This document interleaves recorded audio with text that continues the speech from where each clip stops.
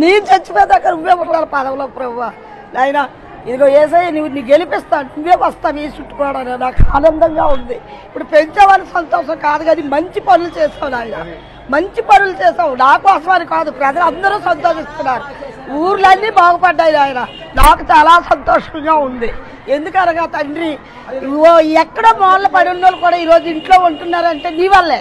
నీ వల్లే ఒక ఇంట్లో ఉంటున్నారు, తలుపేసుకుంటున్నారంటే నీ వల్లే, పిల్లలు చదివించుకుంటున్నారంటే నీ వల్లే. బాబు డాక్టర్లు ఎందరో బాగుపడుతున్నారు నాయన.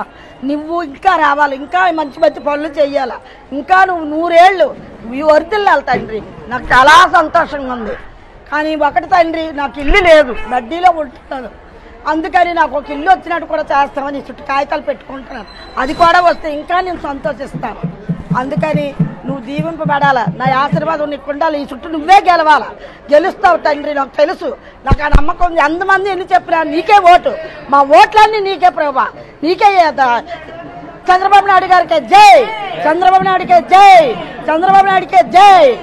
వార్తావాణి న్యూస్ ఛానల్ ఎప్పటికప్పుడు రాజకీయ, సినీ విశేషాలు, స్పోర్ట్స్ మరియు సాంకేతిక పరమైన మరెన్నో విషయాలను మన ముందుకు తెస్తుంది. మరింత సమాచారం కొరకు వార్తావాణి న్యూస్ ఛానల్ ని సబ్స్క్రైబ్ చేయండి.